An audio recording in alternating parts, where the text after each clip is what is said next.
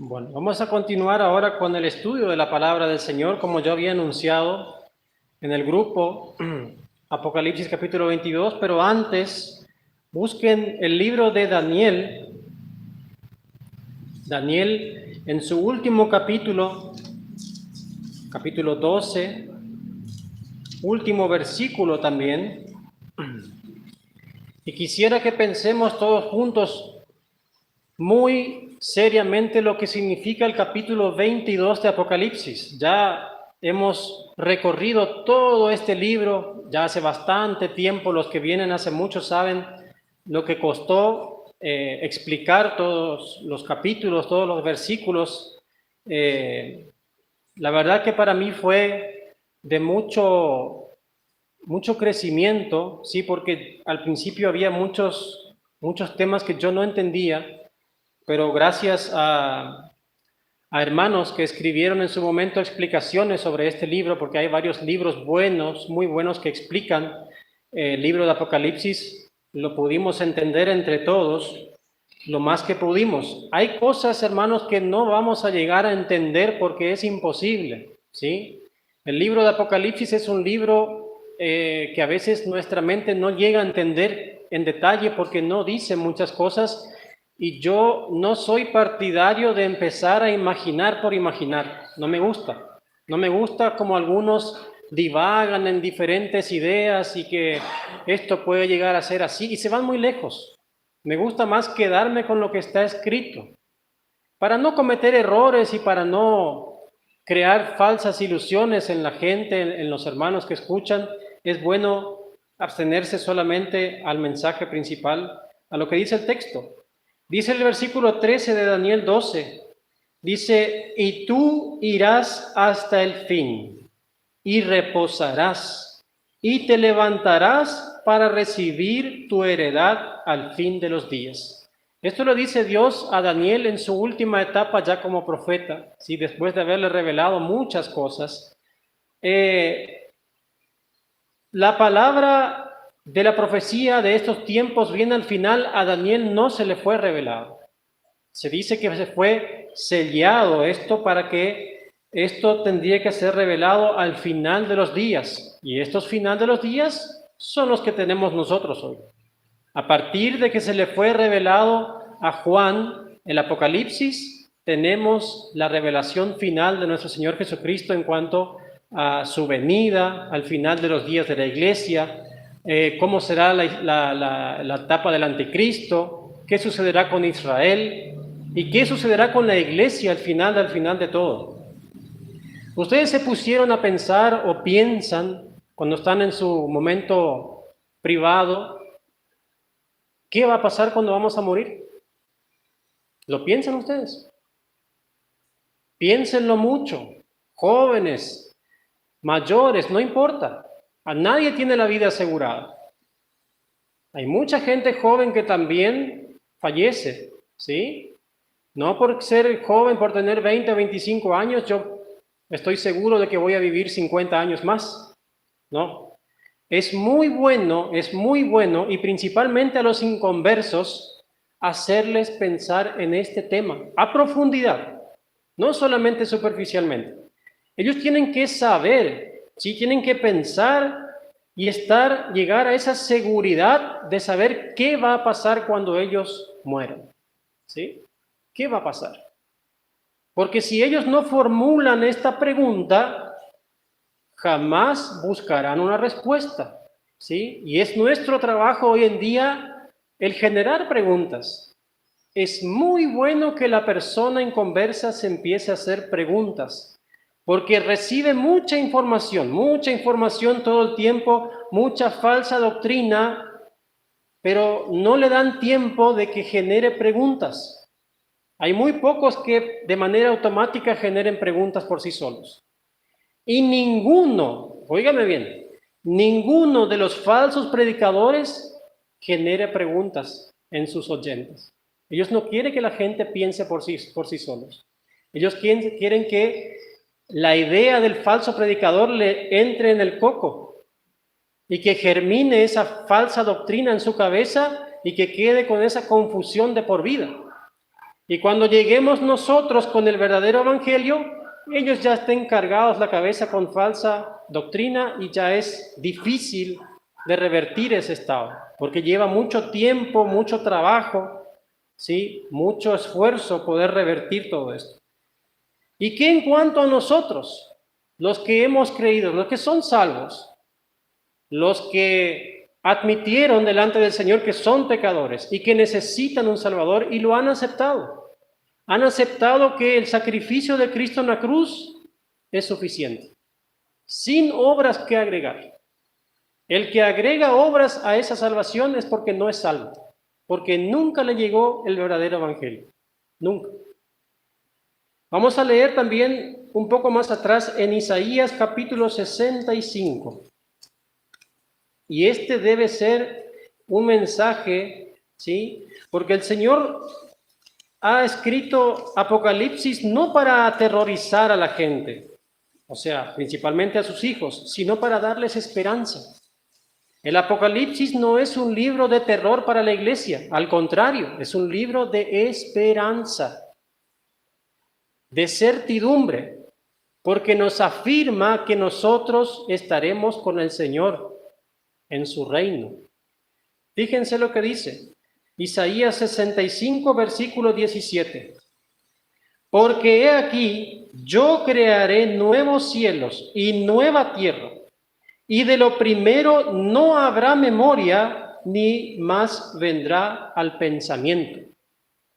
No habrá recuerdos más de estos días difíciles, del pecado, ¿sí? De las maldiciones que hay sobre la tierra, de las guerras, de la pelea entre la gente, del pecado en sí. Versículo 18. Mas os gozaréis y os alegraréis para siempre en las cosas que yo he creado. ¿Pero cómo? Si nosotros en esta tierra, cuando vemos algo nuevo, nos alegramos, sí, cuando es algo lindo, pero por un ratito, por un par de días, por un par de meses, y después se nos pasa. El Señor nos va a preparar, o nos tiene preparado ya, un lugar tan maravilloso, que ese lugar nos hará gozar y maravillar por la eternidad. Tan maravilloso va a ser eso. De eso es lo que hablamos cuando decimos vamos a ir al cielo. Pero lo decimos de una manera tan rápida y tan superficial que no profundizamos y como que queda ahí como que no tiene mucha importancia. Pero el cielo, hermanos, debe ser nuestra esperanza suprema. Cuando estemos delante del Creador del cielo y de la tierra, de nuestro Creador, por fin le vamos a ver cómo es. Por fin vamos a estar delante de Él y estaremos libres de todo pecado, de todo problema, de toda aflicción. ¿Se imaginan eso ustedes? Imagínenselo. Dice el versículo 19 también. Y me alegraré con Jerusalén y me gozaré con mi pueblo, y nunca más se oirán en ella voz de lloro ni voz de clamor. ¿Sí? Vamos a leer hasta ahí nada más. No habrá más lloro ni clamor. Ya no hará falta más preocuparse, porque todo será provisto, todo será completo. Al final de los tiempos, solamente los cristianos tenemos la absoluta e indestructible certeza de que estaremos con nuestro Dios en un lugar infinitamente mejor de lo que podemos imaginar, con nuestra mente terrenal, infinitamente mejor. Cuando Pablo comenta, dice que alguien fue al tercer cielo y oyó cosas imposibles de descifrar, ¿sí? Cosas que en nuestra tierra no podemos ver nunca. Nunca vamos a poder ver ni imaginar las maravillas que Dios nos tiene preparados. La palabra que abundará en ese lugar será vida. La palabra que va a abundar en ese lugar será vida. Y ahora vamos a leer por qué. Ahí en Apocalipsis 22 menciona muchas veces la palabra vida. ¿Sí? Y vida eterna, no una vida temporal. sin dolor, sin enfermedades, sin muerte, sin guerras, sin hambre, sin peleas y discusiones, sin mentiras o engaños. Yo imaginarme un lugar sin mentiras y engaños como tenemos hoy en día es algo muy grande. Entonces, en ese día, realmente entenderemos a Dios perfectamente y entenderemos el significado y la dimensión del amor de Dios hacia nosotros, cuando veamos todo lo que Él nos ha preparado, recién en ese día. Yo quiero invitarles a buscar en el Antiguo Testamento, Deuteronomio capítulo 29, y este es un texto que yo lo iba a dar al final, pero prefiero darlo ahora, para que ustedes entiendan mejor. Deuteronomio capítulo 29, versículo 29. Es un texto muy bueno para este tema. Dice, las cosas secretas pertenecen a Jehová nuestro Dios, mas las reveladas son para nosotros y para nuestros hijos para siempre, para que cumplamos todas las palabras de esta ley. ¿Sí? Hay cosas secretas que nosotros no vamos a poder descifrar nunca. Nunca vamos a tener una visión clara de cómo es el cielo. No tenemos una foto, no se nos fue dada al final del libro capítulo 22, en la última parte, esta es una foto del cielo. Véanla, disfrútenla. No hay. Y es muy interesante también que si ustedes se ponen a escuchar al mundo, la gente mundana nunca puede entender el Apocalipsis. Es imposible. Ellos no lo pueden entender. Solamente el Espíritu de Dios se encarga de dar la explicación correcta de este libro a los hijos de Dios. El mundo, yo he visto varios documentales que salen por ahí o conversaciones, también he oído. Cada cosa dicen. En primer lugar, dicen que el Apocalipsis no debe ser tomado literalmente, que es algo fantasioso, que es algo que no hay que tomar en serio. Fue escrito como una poesía. Qué tristeza, ¿no? Claro, porque para el mundo no hay esperanza. Y ellos no entienden este libro, pero la iglesia verdadera sí. ¿Sí? A través del Espíritu Santo podemos entender. Ahora sí vamos a ir a Apocalipsis capítulo 22 y vamos a ir viendo versículo por versículo en lo que yo pueda explicar, ¿sí? Porque no, como les dije al principio, no voy a decir cosas que no están escritas. Y más o menos vamos a ir viendo qué puede ser cada versículo. Después, si alguien quiere tener otra opinión, yo no voy a decirles que no, porque hay cosas que son para discutir. Capítulo 22 de Apocalipsis, versículo 1. Después me mostró un río limpio de agua de vida. Ya comienza en la primera parte mencionando la vida. ¿Sí? En ese lugar lo que va a sobrar es vida, resplandeciente como el cristal que salía del trono de Dios y del Cordero. En ese momento el trono de Dios va a estar establecido ya. Vamos a buscar un texto que va relacionado con esto. En Hebreos nos dice cómo será esto. Capítulo 12 de Hebreos. Versículo 22, dice, Hebreos capítulo 12, versículo 22, sino que os habéis acercado al monte de Sión, a la ciudad del Dios vivo, Jerusalén la celestial, a la compañía de muchos millares de ángeles. ¿Sí? O sea que el trono de Dios estará, dice que en Jerusalén, en el monte de Dios, ¿sí? En una altura, ¿sí? En una altura rodeado de la compañía de muchos millares de ángeles, o sea que un número que es incontable. Y eso es lo que leemos aquí, ¿sí? Después me mostró un río limpio de agua de vida resplandeciente como el cristal, que salía del trono de Dios y del Cordero. versículo 2, perdón, antes vamos a leer también en Zacarías, Antiguo Testamento, vamos a ir a Zacarías, en el capítulo 14 también nos menciona algo sobre este tema. Zacarías 14, versículo 8.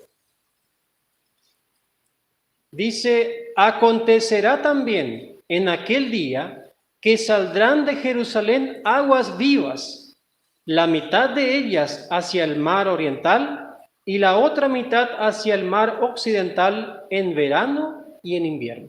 Aguas vivas, ¿sí? Muy importante esto. Dice el autor, ¿sí?, de la explicación del libro de Apocalipsis, libro que fue traducido por el hermano José Olovati, ¿sí?, del ucraniano al español, dice que puede llegar a ser que este libro sea una imagen de Cristo, del cual salen las aguas vivas, las aguas que él mencionaba que Él es la vida, ¿sí?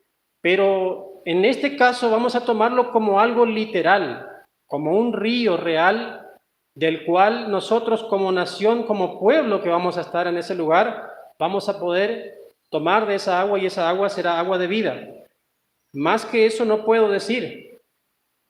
Versículo 2 del capítulo 22 de Apocalipsis. En medio de la calle de la ciudad, y a uno y a otro lado del río, estaba el árbol de la vida, ¿sí? El famoso árbol de la vida que se menciona en Génesis, que estaba en el Edén.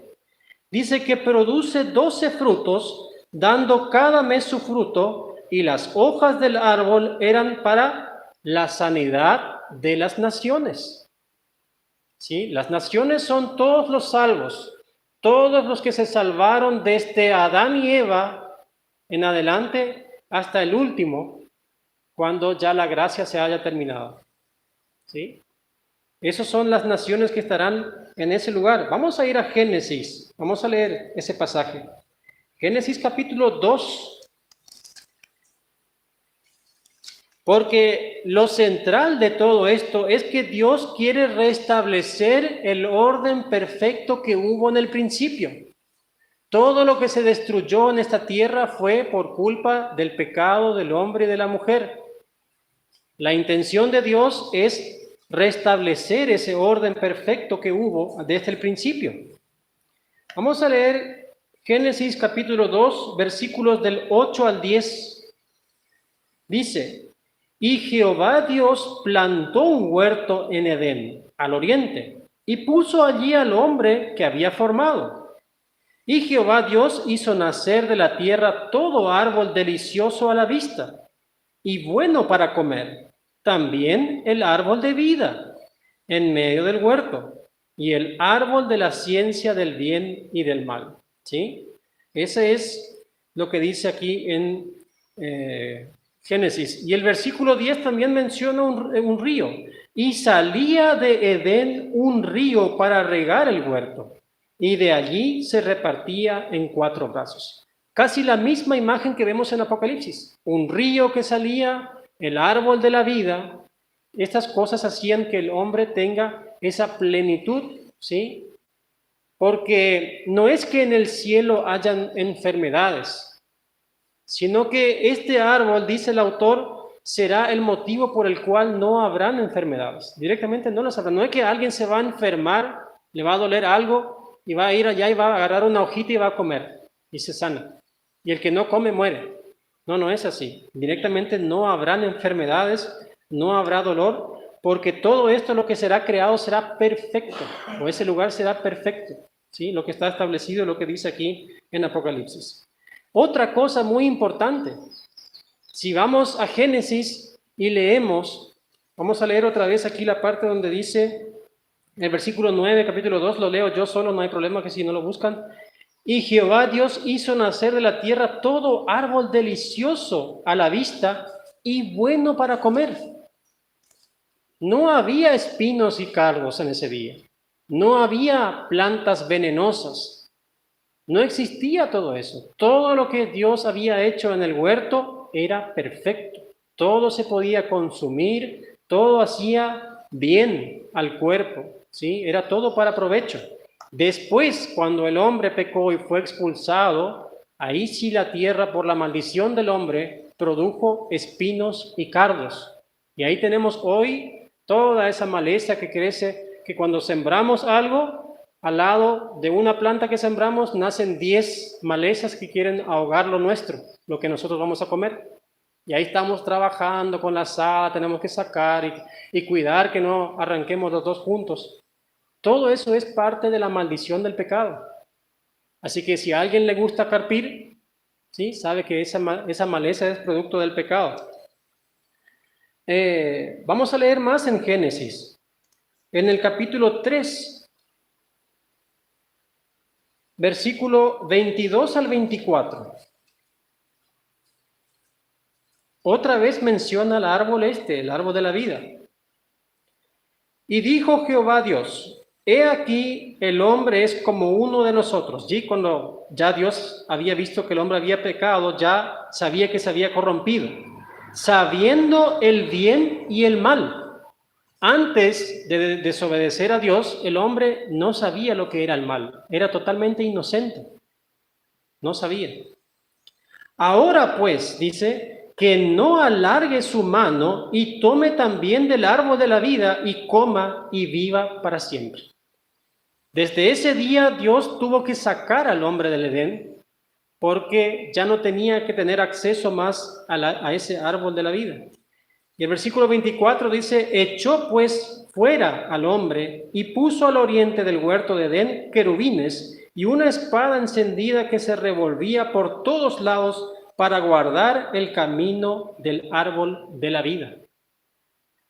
Y ese árbol de la vida recién vamos a poder tener acceso los hijos de Dios en aquel día cuando estemos en ese reino glorioso de Dios. Vamos a seguir leyendo Apocalipsis 22, versículo 3. Y no habrá más maldición, y el trono de Dios y del Cordero estará en ella, y sus siervos le servirán.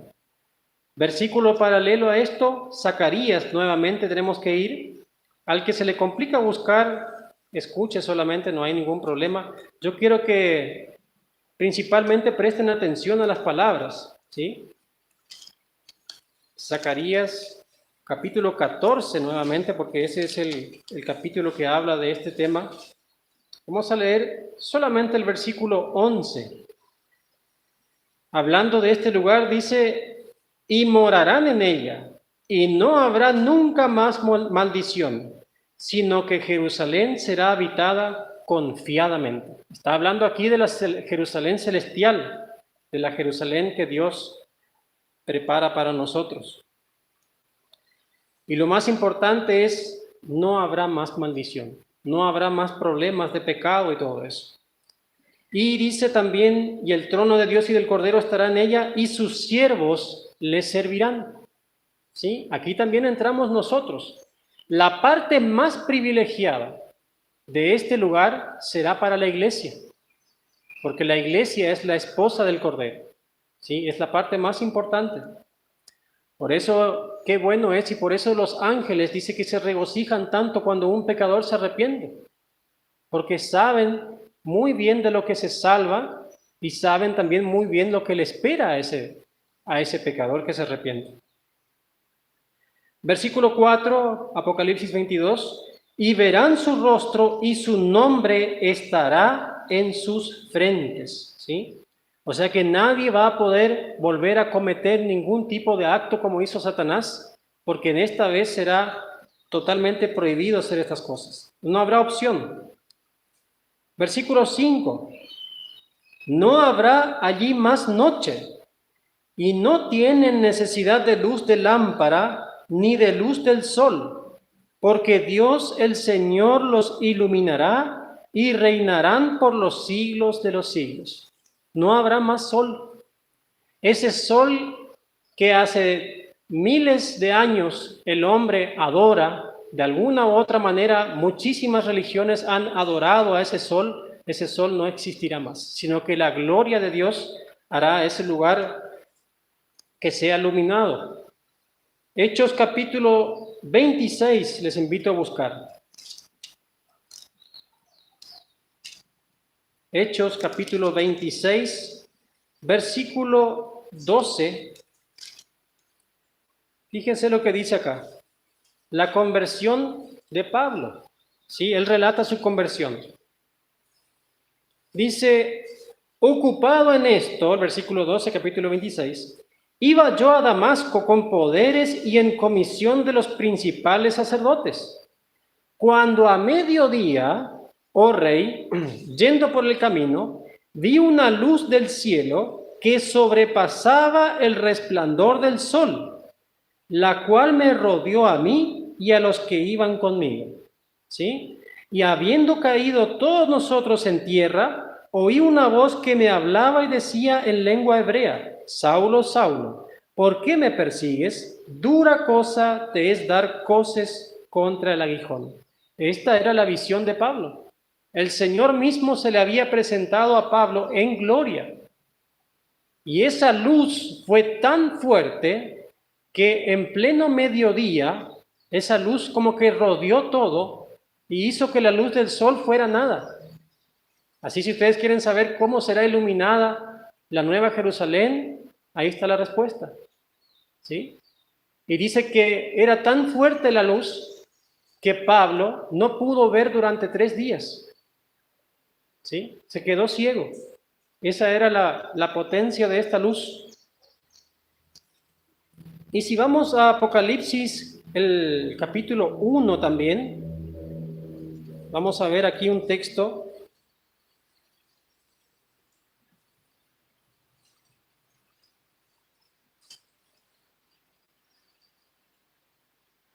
Capítulo 1 de Apocalipsis, vamos a leer a partir del versículo 12. Dice, esto es lo que Juan escribe cuando vio al que le hablaba, o sea que el que le hablaba en ese momento era Cristo. Y me volví para ver la voz que hablaba conmigo, y vuelto, vi 7 candeleros de oro. Y en medio de los 7 candeleros a uno semejante al Hijo del Hombre, vestido de una ropa que llegaba hasta los pies y ceñido por el pecho por un cinto de oro.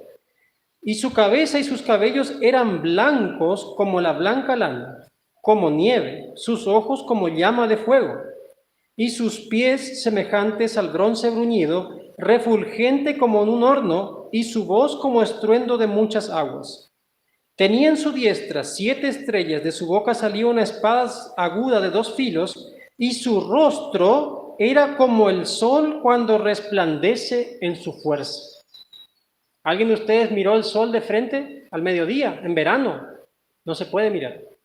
Bueno, ahí tienen la explicación y los textos que respaldan todo esto.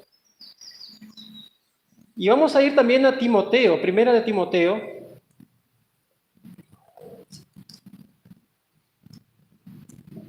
En el capítulo 6.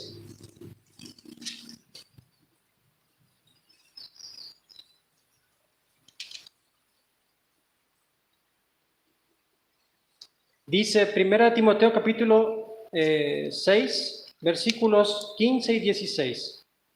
La cual a su tiempo mostrará el bienaventurado y solo soberano, Rey de reyes y Señor de señores, el único que tiene inmortalidad, que habita en luz inaccesible, a quien ninguno de los hombres ha visto ni puede ver, el cual sea la honra y el imperio sempiterno. O sea que Dios habita en luz inaccesible, o sea que nosotros no podríamos acercarnos a la gloria de Dios porque moriríamos instantáneamente.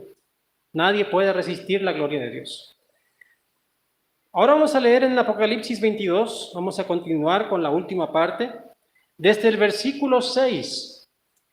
Y aquí comienza ya, deja de dar explicaciones de cómo será ese día, cómo será ese lugar, y se concentra el mensaje a la iglesia, ¿sí? Un mensaje para la iglesia en su última parte. Y me dijo, cuando Juan dice y me dijo, podemos tomarlo como para nosotros, porque Juan también era parte de la iglesia. Estas palabras son fieles y verdaderas.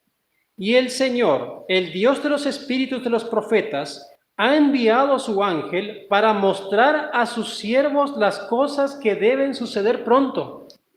Es muy triste, es muy lamentable que en la mayoría de las iglesias no se enseñe el libro de Apocalipsis, porque el Señor dijo y escribió, que mandó a escribir, que estas cosas deberían de ser mostradas a sus siervos, ¿sí? Tienen que ser mostradas y explicadas a la iglesia. No debe ser un libro, ay, yo no lo toco porque es muy difícil de entender.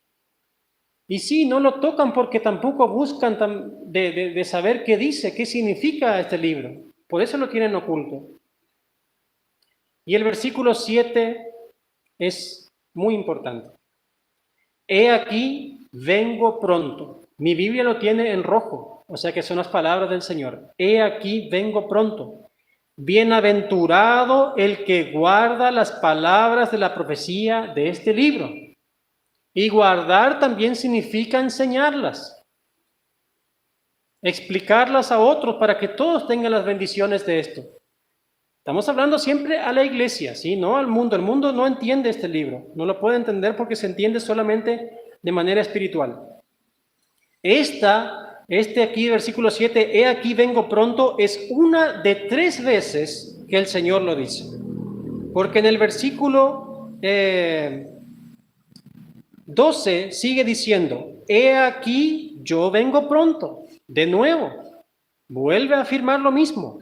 Y en el versículo 20, otra vez, ciertamente vengo en breve. Y sí dirán algunos, pero mis abuelos murieron, mis padres quizás ya no están, y yo ya estoy viejo y todavía no vino. Pero para el Señor, 1000 años es como un día y un día es como 1000 años. No interpretemos nuestro tiempo como el tiempo del Señor. Pero cuando dice viene en breve, es porque va a venir y es algo que nadie puede cambiar. Ni siquiera Satanás podrá cambiar ese día. No tiene la autoridad ni el poder. Algunos cristianos viven en pecado y no quieren que venga el Señor. No quieren. Y quisieran evitar ese día porque se sentiría incómodo si el Señor estuviera frente a él. Y esto no debe ser así, debe ser un motivo de alegría. Versículo 8, vamos a seguir leyendo. Yo, Juan, dice, soy el que oyó y vio estas cosas, y después que las hube oído y visto, me postré para adorar a los pies del ángel que me mostraba estas cosas. Pregunto, ¿hizo bien Juan al hacer eso? ¿Sí o no? ¿No? Juan estaba cometiendo idolatría. Nunca hay que arrodillarse frente a la creación de Dios y adorarlo. Jamás. Ni que sea un ángel. Si hoy baja un ángel del cielo y se para acá con toda su gloria, porque ellos son superiores a nosotros, con toda su majestad, con toda su blancura, nunca debemos de postrarnos frente a un ángel. Ahí está el gran error del mormonismo, por ejemplo. Cuando Smith dice que un ángel le trajo otro evangelio, aparte de la Biblia. Eso es idolatría, eso es falsa doctrina, está bajo anatema, dice la palabra, bajo maldición. Nunca hay que hacerlo. Porque el versículo 9 dice, pero él me dijo, mira, no lo hagas, porque yo soy consiervo tuyo, de tus hermanos, los profetas, y de los que guardan las palabras de este libro. Adora a Dios. Jamás se debe adorar a un hombre. Yo a veces veo a esas personas que se arrodillan frente al papa de turno y le besan el anillo. Eso es idolatría. Dios aborrece estas cosas. Versículo 10. Y me dijo, no selles las palabras de la profecía de este libro, porque el tiempo está cerca. O sea, no lo guardes, no escondas estas cosas. Enseña de ellas, habla a la iglesia, explícales, porque es un motivo de esperanza para la iglesia. Y aquí viene el versículo 11. El que es injusto, sea injusto todavía. Y el que es inmundo, sea inmundo todavía. Esto es la gente del mundo, ¿sí? Ellos están fuera de la iglesia, son injustos, son inmundos, ¿sí? Pero ¿qué dice sobre nosotros?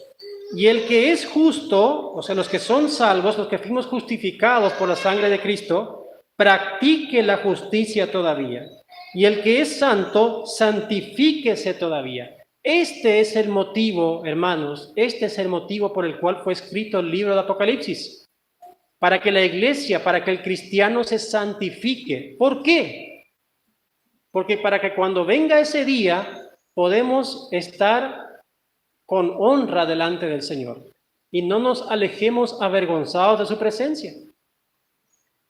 Aquí no se trata de entre nosotros. Esto es una relación personal con el Señor. Yo no puedo dar cuenta por ninguno de ustedes. Cada uno tendrá que dar cuenta de sí mismo. Es personal el asunto. Versículo 12.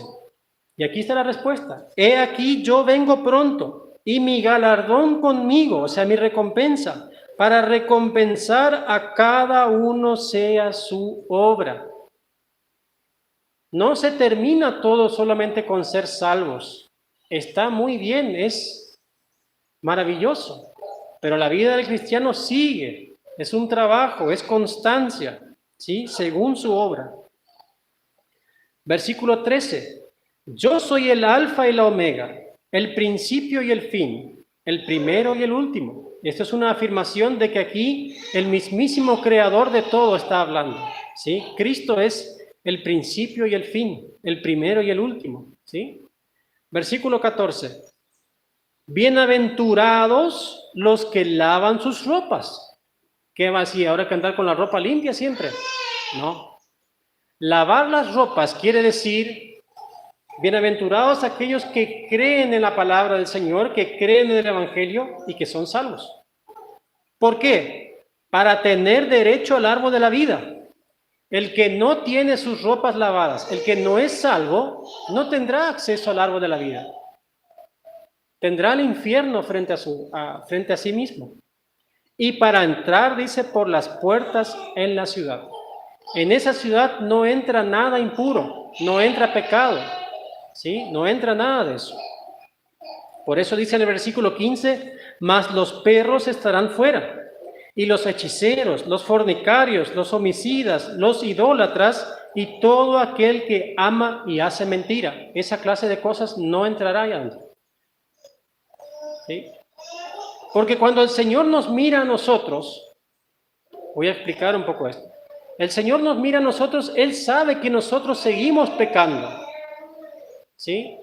Pero cuando Dios el Padre mira a nosotros, Él ve primero a Cristo delante de nosotros, ¿sí? Es como ese propiciatorio, ¿sí? Donde se derramaba la sangre y esa sangre cubría el pecado en el Antiguo Testamento. Ahora la sangre de Cristo quita nuestro pecado. O sea que nosotros no entramos en este tipo de lista que está acá, que dice, pero los perros estarán fuera, y los hechiceros, los fornicarios, los homicidas. Porque nuestro pecado ya fue pagado.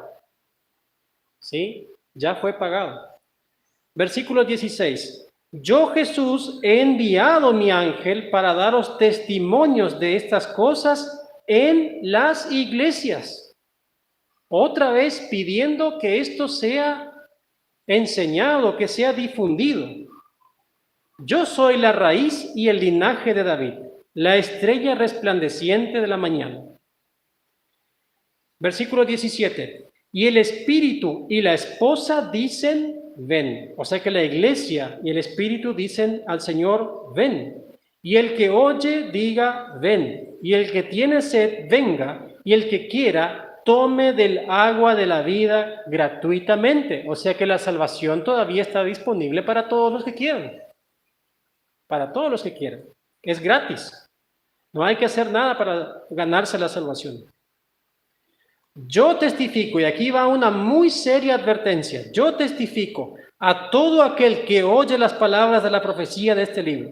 Si alguno añadiere a estas cosas, Dios traerá sobre él las plagas que están escritas en este libro. Ese es el castigo para aquellos que agarran la Biblia y le sacan partecitas, le sacan versículos, le cambian el sentido de las palabras. Todas las plagas que están escritas en este libro vendrán sobre esa gente. Y yo estoy seguro, muy seguro, que un hijo de Dios, en el cual habita el Espíritu, jamás va a atreverse a cambiar algo en la Escritura. Jamás. Todos aquellos que cambian las Escrituras son hijos de Satanás. ¿Sí? Porque el Espíritu no permitiría jamás cambiar las palabras de este libro. Versículo 19. Este es para el que agrega cosas, ¿sí? Y dice alguno, y si alguno quitare de las palabras del libro de esta profecía, Dios quitará su parte del libro de la vida. Por eso yo les digo, el que quita, ¿sí?, textos a la Biblia no tendrá vida, porque no hay forma. Y de la santa ciudad y de las cosas que están escritas en este libro. El que da testimonio de estas cosas dice, ciertamente vengo en breve. Amén. Sí, ven Señor Jesús. ¿Sí? Ese tiene que ser el deseo de la iglesia. No debe ser algo para tener miedo que el Señor venga. Debe ser un gozo, porque vamos a escapar de este mundo. El Señor nos va a librar de nuestro propio pecado, de nuestras propias maldiciones, ¿sí?, creadas por nosotros mismos, y vamos a estar en ese lugar maravilloso. Sí, ven Señor Jesús. La gracia de nuestro Señor Jesucristo sea con todos vosotros. Amén. Termina aquí Juan en esta revelación de Apocalipsis. ¿Sí? Para mí es un libro muy importante que, si me da la oportunidad en algún momento, voy a volver a comenzar a enseñarlo. Porque hay que hacerlo periódicamente para tener memoria de las palabras de este libro. Porque muchas veces nos olvidamos. Dejamos de un lado, ¿sí? Nos olvidamos de las promesas que Dios tiene para la iglesia en aquel lugar tan maravilloso. Bien, hermanos, vamos a ponernos de pie, vamos a tener un momento de oración y también vamos a entonar un himno al final. Gracias te doy, Señor, en esta mañana una vez más, porque tú nos has provisto de tu palabra, tú nos has enseñado en esta mañana. Gracias te damos porque podemos hacerlo libremente todavía en este país. Gracias te damos, Señor, por la libertad que nos das en este país, donde podemos hablar de tu palabra, podemos grabar tu palabra y remitirla a tanta gente que es engañada, que ha sido estafada de alguna manera, enseñándola tu palabra de manera distorsionada, Señor. Ayúdanos como iglesia a seguir mejorando, a ser constantes en el trabajo, Señor, en este ministerio, con la oración, con la predicación, con diferentes actividades, Señor. Te pido por esta iglesia y también por los hermanos de Campo Grande y por todas las iglesias hermanas de la provincia, del país y también en el Paraguay, Señor. Todo eso te lo pido en el nombre de Cristo Jesús. Amén. Vamos a cantar un último himno, el himno número 166.